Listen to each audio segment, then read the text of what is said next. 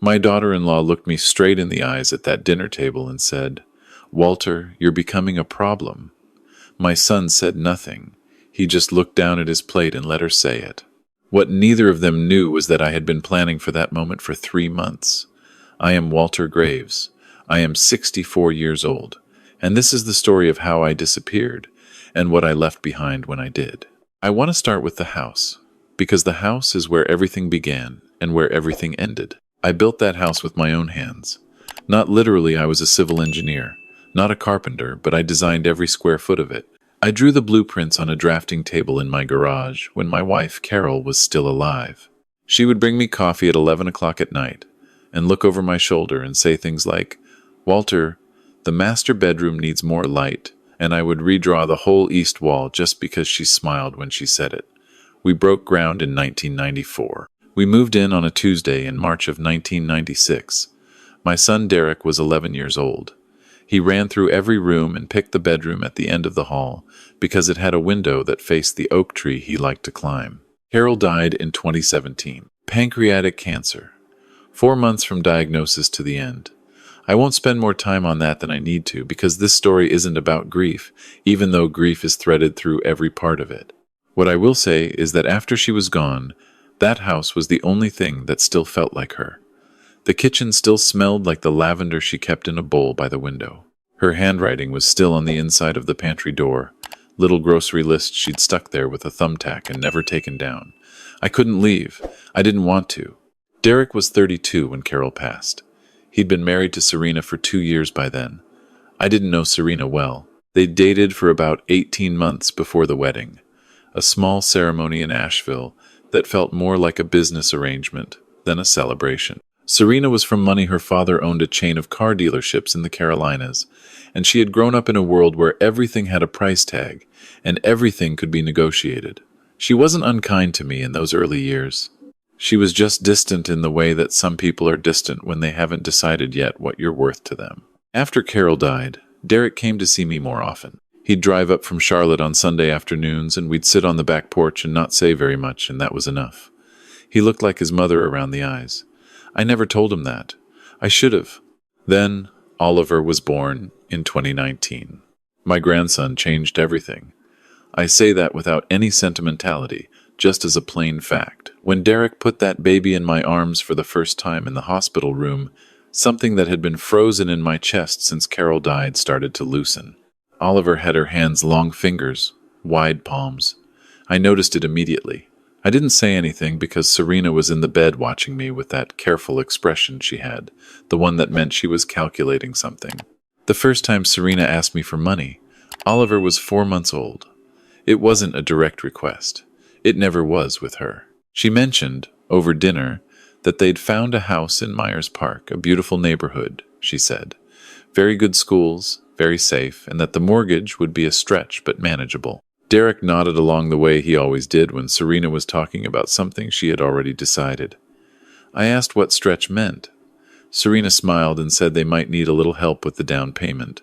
Just a loan between family, she said. She used the word loan. I want to be clear about that, because she never used that word again after that first night. I gave them $80,000. I told myself it was for Oliver. I told myself a lot of things. The house in Myers Park was beautiful. 4 bedrooms, a big backyard, a kitchen that cost more than my first car. I visited once a month. Derek would make dinner, or try to, and Serena would correct him quietly while he cooked. And Oliver would crawl around the kitchen floor and pull himself up on my knee, and for a few hours things would feel almost normal. But Serena had a way of making me feel like a guest in a hotel that was just slightly out of my budget. She never said anything directly. She was too smart for that. It was smaller things. The way she would glance at my clothes. I was a work shirt and khakis man. Always had been with an expression that lasted half a second but meant everything. The way she would redirect conversations when I was in the middle of a sentence, not rudely, just efficiently. The way you change a channel. The way she would refer to the Myers Park house as our home, in a tone that made clear I was not part of the hour. I started noticing changes in Derek around the time Oliver turned 1. My son had always been quiet. Carol used to say he was still water deep and calm and hard to read, but there was a warmth underneath his quiet. He had his mother's instinct for when a room needed softening. He'd been that way his whole life. But around Oliver's first birthday, something in him started to harden. He canceled Sunday visits twice in a row, then a third time. When I called, he answered, but the conversations had a new quality to them, clipped, a little impatient, like I was taking time from something more important. I told myself he was tired. New baby, demanding job, big mortgage. I gave him room. I should not have given him room. In the spring of 2021, I sold my engineering firm. I had built Grave Civil over 22 years, starting with 2 employees in a rented office above a dry cleaner in Greensboro, and growing it to a regional firm with 41 people and contracts across 6 states. The sale price was $4.3 million, which, after taxes and the money I set aside in various accounts, Carol and I had planned together, left me with a comfortable but not extravagant retirement. I told Derek about the sale. He seemed pleased, the way people seem pleased when they hear news that doesn't directly affect them. Serena called me the following day to congratulate me. She asked, very casually, whether I had thought about my estate planning. I told her I had an attorney handling it. She said that was smart. She said family should be protected. 3 weeks later, Derek asked me to add him to my primary brokerage account just in case something happened. He said Serena had suggested it. He said it made sense at their stage of life to have visibility into assets that might eventually come to them. I remember the exact phrasing. Eventually come to them. I added him. I told myself it was practical. The requests came more regularly after that. Not large ones, always that wasn't the pattern. A few thousand here for home repairs. A contribution toward a car when Serena said hers was unreliable. Enrollment fees for a private preschool for Oliver that cost $1,400 a month. Each one was framed as temporary, necessary, sensible. Each one was framed as being ultimately in Oliver's interest. And each one made me feel, for a day or two, like I was useful, like I still had a place in the architecture of their lives. What I didn't see clearly until much later was that I was being managed. Serena was intelligent. She had probably been doing this her whole life, reading people for what they needed to feel valued, and then using exactly that need to get what she wanted. What I needed was to feel like a father, like a grandfather, like someone whose presence in that house mattered. She gave me just enough of that to keep me compliant. Oliver would run to me at the door. Derek would ask my opinion on something practical, a contractor, a roofing material, something in my wheelhouse, and I would feel the old professional pleasure of being the man who knew things. And then the dinner would end, and I would drive back to the house in Greensboro alone, and the lavender smell would be fading from the kitchen, and I would sit on the back porch in the dark and feel a loneliness I couldn't quite name. My friend Frank noticed before I did. Frank Calloway had been my attorney for 20 years, and my friend for longer than that. He had handled Carol's estate, the sale of my firm, every significant legal matter in my adult life. He was 71 and retired, except for a few old clients he kept out of loyalty, and I was one of them. We played golf on Thursdays when the weather allowed. He watched me for about a year before he said anything. He said it on a Thursday in October of 2022. We were on the 7th hole, and he stopped walking and looked at me and said, "Walter, how much have you given them this year?" I said I didn't know exactly. He said, "Yes, you do." I thought about it. I said somewhere around 90,000, maybe a little more. Frank was quiet for a moment. Then he said, "And what has changed for you because of it?" I didn't have an answer. He said, "When did you last spend a full day with Oliver without Serena in the room?" I thought about it. I couldn't remember.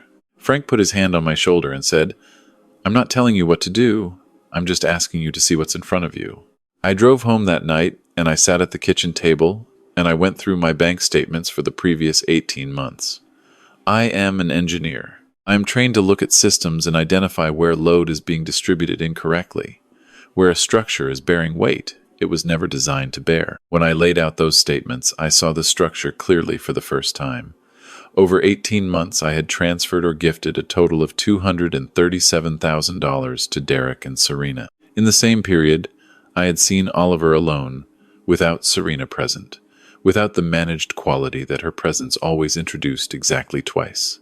I am not a man who cries easily. Carol used to tease me about it.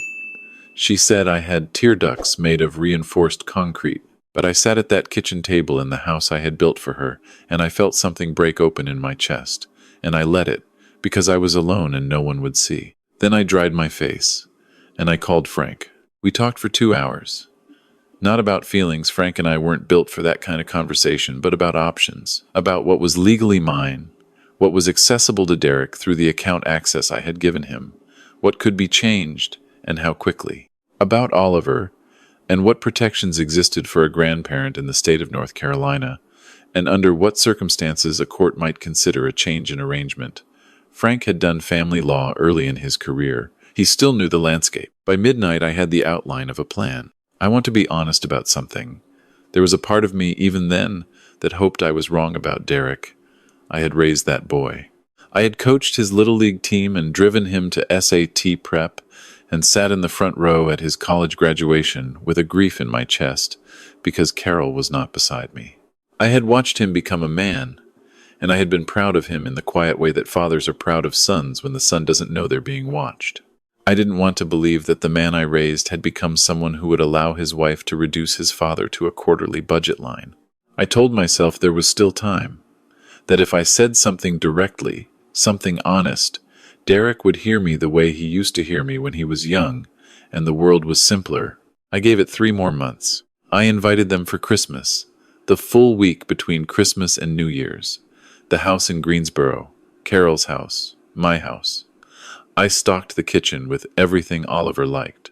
I found Carol's old ornament boxes in the attic. She had collected one ornament from every place we'd ever traveled, and the tree told the story of our whole life together.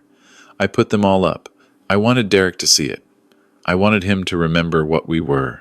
Serena arrived and moved through the house with a quality I can only describe as assessment. She opened the kitchen cabinets. She commented on the age of the appliances. She asked, in a tone that sounded like concern but wasn't, whether I had thought about updating the place that it would hold its value better, she said. Derek said nothing. He was on his phone most of the first day. Oliver was magnificent. He was 3 years old, and the house was full of interesting things, and he wanted to touch all of them. He found Carol's lavender bowl in the kitchen and brought it to me and asked what it smelled like. I held it out for him. He inhaled seriously, the way small children do when they're concentrating, and then he smiled. It was Carol's smile exactly. I had to look away. On the 4th day, I asked Derek if we could take Oliver to the park together, just the 2 of us. Father and son, grandfather and grandson, the way it used to be. Derek looked at Serena. Serena said they'd already made plans to visit a friend of hers who lived in the area. I said we could go in the morning, just a few hours. Derek said maybe tomorrow. Tomorrow came and Serena had something else. We never went. New Year's Eve. I had made dinner pot roast, Carol's recipe, the one I'd been making since 1988. We were sitting at the table. Oliver was in his booster seat next to me, eating at the focused industriousness of toddlers. Serena was talking about a renovation she wanted to do to the Myers Park house. In addition, she said, a sunroom off the back. She mentioned a number, $280,000. There was a silence. I understand now that the silence was deliberate. She looked at me across the table and said, in the pleasant voice she used for things she had already decided, we were thinking it might be a good investment for you, Walter. Property values in that neighborhood, it would really add to the equity. You'd essentially be investing in your own future, in Oliver's future. I looked at my son. He was cutting his meat. He did not look up. I said, that's a large number, Serena. She said, it's an investment, not a cost. There's a difference. I said, I understand the difference. I built a business on the difference. Something shifted in her face then. Something that had always been underneath the pleasantness came up to the surface just briefly, just enough for me to see it. She said, Walter, we've been patient. We've been flexible. But Derek and I have built a life, and we have a child. And there comes a point where support needs to be reliable, not conditional. I said, I have never made my support conditional. She said, no, but your moods are. Your visits. The way you make Derek feel guilty for having his own family. Derek put his fork down. I waited. He looked up at me, and I searched his face for the boy I knew, and I found only a man who was tired and had chosen the easier path, and he said, Dad, she's right. You have the resources. We're not asking for anything you can't spare. And honestly, The way you've been about things lately, the calls, showing up unexpectedly, the comments, it makes Serena uncomfortable. It makes me uncomfortable. I said, I am your father. He said, I know, but this is my family. The word landed like a verdict. This is my family, as if I were not part of it, as if I had been reclassified sometime in the last 3 years from family to something adjacent, something administrative, something that provided funding and was tolerated in return. I didn't say anything else that night. I helped Oliver to bed. I read him 2 books about trucks because he was obsessed with trucks that winter, and he fell asleep with his hand curled around my finger the way he had done since he was an infant, and I sat in the dark of the guest room, the room that had been Derek's room, the room with the window facing the oak tree, and I thought about what Frank and I had discussed, and I made my decision. The next morning, I drove them to their car. I hugged Oliver for a long time. He smelled like the lavender bowl in sleep and that specific warm bread smell that small children have. I told him I loved him. He said, I love you too, Pop-Pop, because he had started calling me Pop-Pop sometime around his 2nd birthday, and I had never corrected it because it was perfect. Serena barely looked at me. Derek hugged me briefly and said he'd call in the week. I watched the car go down the driveway and turn onto the road and disappear. I went inside and called Frank. I said, it's time. Frank said, I've been ready. Over the next 6 weeks, we moved carefully. I am an engineer. I understand that you do not demolish a load-bearing structure without first understanding what is holding weight and what is decorative. We identified every account Derek had access to 3 of them, totaling just over $400,000, almost all of it money I had accumulated before Serena was ever in the picture. We identified the joint credit account I had added him to in a moment of paternal generosity in 2021. We identified the recurring transfers. Frank drafted the documentation. He brought in a colleague who specialized in grandparents' rights in family law, a woman named Patricia Hendricks, who had 20 years of experience and was, Frank said, entirely without sentimentality, which is what we needed. Patricia reviewed what I had documented about Oliver, the managed access, the way Serena controlled my time with him, a specific incident in the fall, when I had arrived unannounced for Oliver's birthday, and Serena had met me at the door and told me they had plans, though I had confirmed the visit 2 days prior, and Oliver had cried at the window when my car pulled away. Patricia said she had seen worse and won. She told me what to document and when. I spent those 6 weeks behaving normally. This was the hardest part. I made the scheduled visits. I answered Derek's calls, which had become monthly, dutiful, brief. I did not reduce the regular transfers, because I didn't want anything to change in their routine before I was ready. I bought Oliver a wooden train set for his birthday, and mailed it because Serena had made clear that surprise visits were unwelcome. I got a note from Derek, 3 lines, thanking me. Nothing from Oliver, because Oliver was 4. I also started moving. I had a property in the mountains of western North Carolina that Carol and I had bought in 2009. A cabin outside of Brevard, 2 acres, backing up to Pisgah National Forest. We had used it for weekends and summer weeks, and after Carol died, I hadn't been able to go back.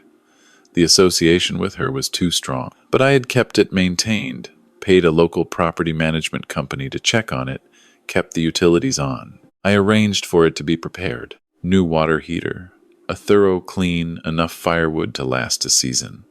I brought the lavender bowl with me on my first trip up to check on it. I set it on the kitchen windowsill. It looked right there.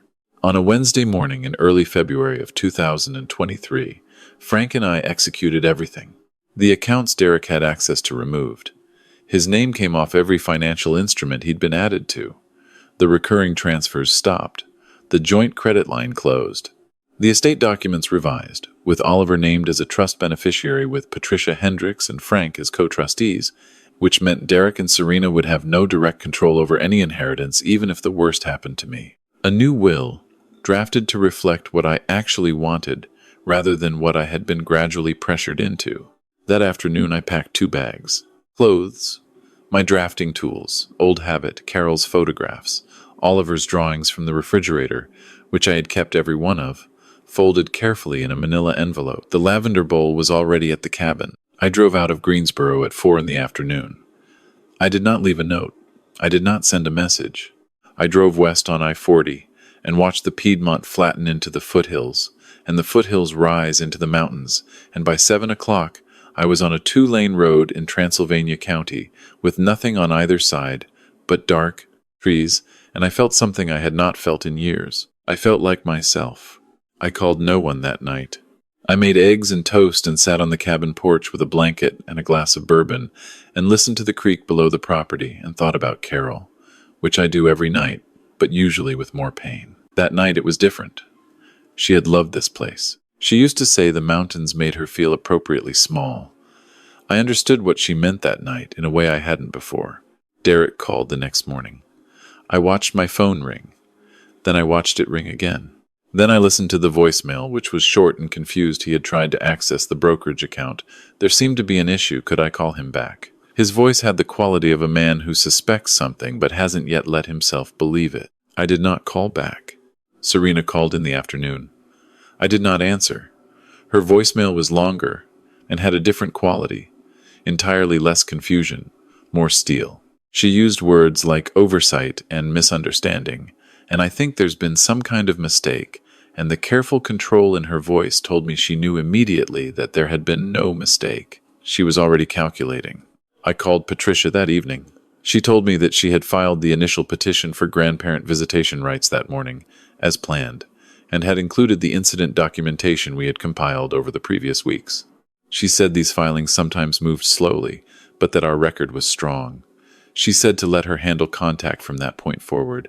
I said I understood. I stayed at the cabin for 3 weeks. I hiked every morning, which I had not done since Carol got sick. I ate real meals instead of the frozen things I had been surviving on in Greensboro. I built a small bookshelf in the second bedroom because it needed one, and because working with my hands has always quieted my head. I read 4 books. I slept 8 hours a night for the first time in years. Frank called in the second week to update me. Derek had retained an attorney, which Frank had expected. Serena's father had apparently also gotten involved. There had been a call from a lawyer in Charlotte who represented his interests, feeling around the edges of the situation. Frank said he had responded firmly and that the Charlotte lawyer had not called back. Frank had a way of being firm that discouraged further conversation. The news about Oliver came in the 4th week, and it was Patricia who delivered it. She had been doing what she did, building the record, talking to people who talked to other people, the patient, invisible work of family law. What she found was not surprising, but it was hard to hear. Oliver was in a preschool program 3 days a week. The teachers liked him. He was bright, social, imaginative, but his parents' relationship had deteriorated noticeably in the months before my departure. There had been raised voices at drop-off. Oliver had been tearful on multiple mornings. One teacher had noted in a care log that Oliver had said, twice in 1 week, that he wanted to go to Pop-Pop's house. He was 4 years old, and he was asking for me. That was the part that mattered. Not the money, not the accounts, not the house or the renovation. That would never happen. Oliver was asking for me. Patricia filed a motion for temporary visitation, pending the full hearing. The judge in Mecklenburg County was a woman named the Honorable Diane Morales, and Frank told me she had a reputation for reading rooms quickly and for not being impressed by financial leverage. Serena's attorney tried to characterize my disappearance as instability, as evidence of an erratic temperament unsuitable for contact with a minor child. Patricia responded with 4 months of documented, methodical preparation and a financial record showing that what I had done was exercise my lawful control over my own assets. Judge Morales granted temporary visitation within 10 days. I drove down from Brevard on a Thursday morning in March. I want to tell you about that Thursday. Patricia had arranged for the exchange to happen at a neutral location, a family services office in Charlotte, the kind of beige institutional room with soft chairs and a basket of toys in the corner that is designed to feel as unlike a courtroom as possible. I arrived first. I sat in one of the soft chairs and I held my hands together to keep them still, and I thought about Carol, and I thought about the oak tree, and I thought about the truck books and the lavender bowl. Then the door opened. Serena came in first, and she looked at me with an expression I will not try to describe, because there are not adequate words for what happens to a face when rage and control fight each other at close quarters. Her attorney was beside her. Derek was behind them both, and he looked older than I had ever seen him look. He looked like a man who had finally seen what he had been standing in the middle of. And then Oliver came around the side of his mother's leg. He stopped. He looked at me. He had gotten taller in 2 months the way children do at that age. That sudden, improbable growth, and he had Carol's eyes in that light, and he looked at me for 2 seconds that lasted longer than any 2 seconds I can remember. And then he ran. He hit me so hard he nearly knocked me off the chair.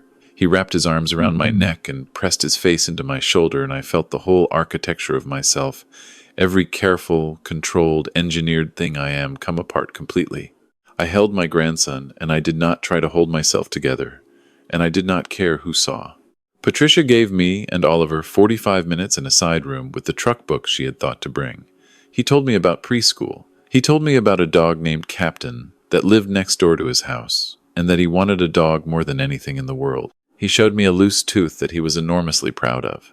He ate 3 crackers from the basket in the corner and asked if Pop-Pop's house had crackers, and I said it had all the crackers he wanted. When the time was up, Patricia came to the door. Oliver hugged me again at the door, and I told him I would see him very soon. He said, "Promise?" I said, "I promise."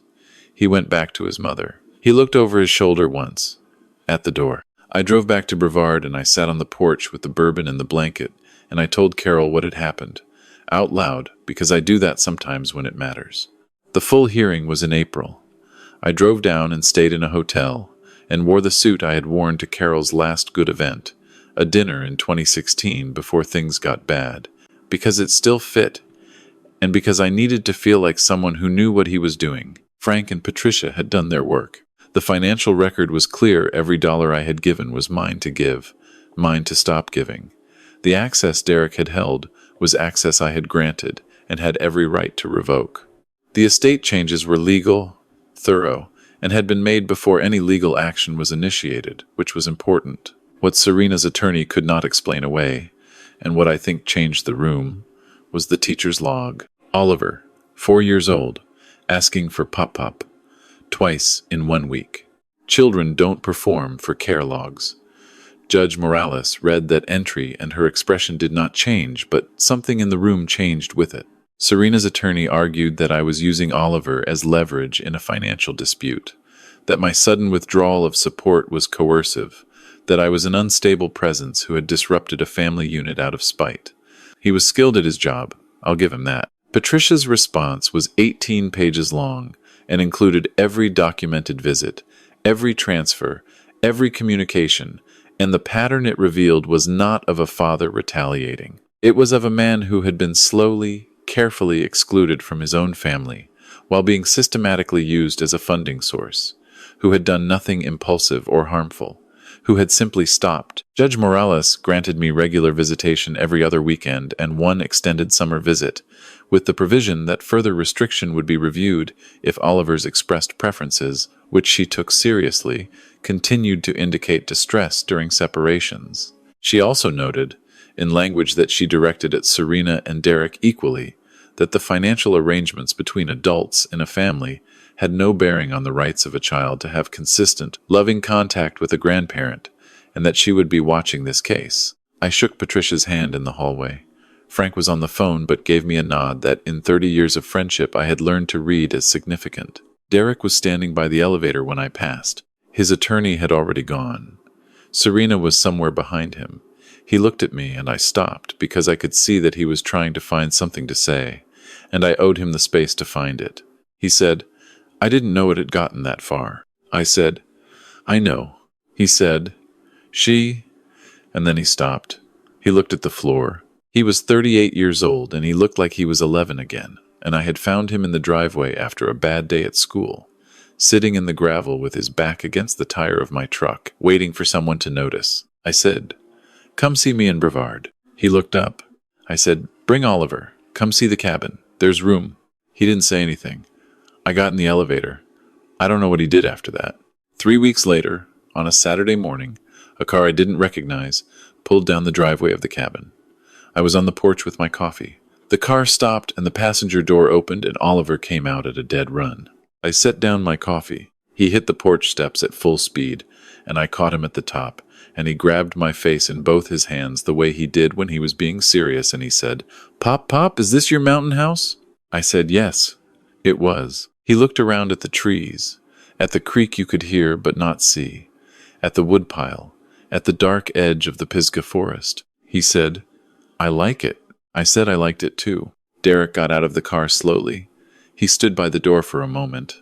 I watched him look at the cabin at the porch I had rebuilt, at the window boxes I had planted late in the season just to have something to tend, and I watched something move through his face that I recognized because I had felt it myself. The specific grief of a man who has let too much time pass and is now standing at the edge of what he has lost, calculating whether the distance is still crossable. I raised my hand. He raised his. Oliver grabbed my hand and pulled me toward the porch steps.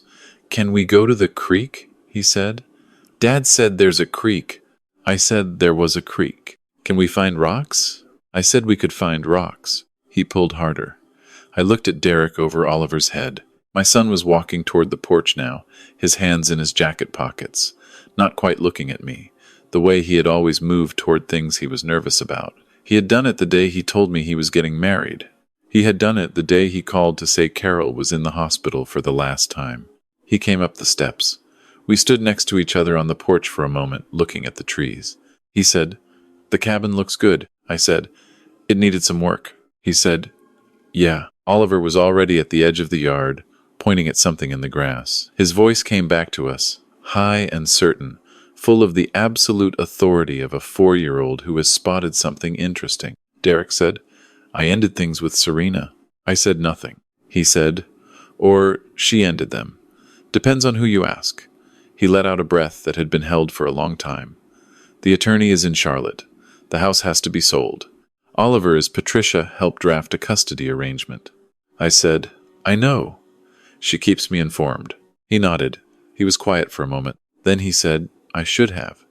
And he stopped, and started again, and stopped again. And I understood that there were years' worth of unfinished sentences between us, and that we had time now to say them, all of them, as many times as we needed. I put my hand on his shoulder, not as comfort, not as forgiveness, not as anything that had a name, just a hand on his shoulder. The way a father does when a son has come back from somewhere difficult, and the right thing is not words. Oliver shouted from the yard that he had found a very large rock and needed immediate assistance evaluating it. Derek almost smiled. We went down the steps together. That afternoon, the 3 of us walked the creek for an hour. Oliver found 17 rocks that he assessed as excellent, and transported them in the front pocket of his sweatshirt until his sweatshirt was almost too heavy to carry. He narrated everything: the water, the birds, the specific qualities of each rock. A spider web he found stretched between 2 branches that he regarded with scientific respect. Derek walked beside me and we talked a little, carefully. The way you talk when you're learning a language again, after years away. I did not ask for an apology. I did not offer one. We were not at the apology yet. We were at the beginning of the road that leads there, which is its own thing, and sometimes the beginning is enough. At the end of the afternoon, when Oliver had fallen asleep on the cabin couch, with his sweatshirt full of rocks on the floor beside him, Derek sat at the kitchen table with a cup of coffee and looked at Carol's lavender bowl on the windowsill. He said, "Is that Mom's?" I said it was. He was quiet for a long time. Then he said, "I miss her."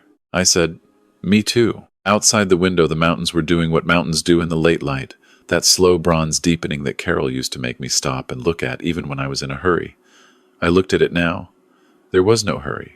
There was the creek and the trees and the last of the afternoon and my son sitting at the table where I had eaten alone for 2 years. I poured another cup of coffee and sat down. We stayed until after dark. What neither of them understood, when all of this began, when Serena looked at me across that dinner table and said I was becoming a problem, when Derek looked down at his plate and let her say it was that I had not spent 64 years building things only to watch them taken apart by people who understood the price of everything and the value of nothing. I had built a business and a house and a marriage and a family, and I knew something about load-bearing structures.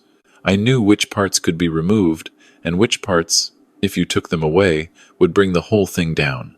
I was the part they had forgotten to calculate, and when I disappeared, they felt the weight of it. But I want to end here, in this kitchen, with the lavender bowl, and the mountain light, and my grandson asleep on the couch, and my son sitting across from me, because that is where all the engineering was pointing all along, not toward justice, though justice came. Not toward money, though money was the instrument, but toward this. Toward a Thursday morning when a 4-year-old runs up a porch and grabs my face and tells me he likes the mountain house. Toward an afternoon walking a creek and talking about rocks. Toward the particular silence of two people who have hurt each other and survived it and are still, somehow, in the same room. I am Walter Graves. I am 64 years old. I built things my whole life, and I am still building, and I am not done.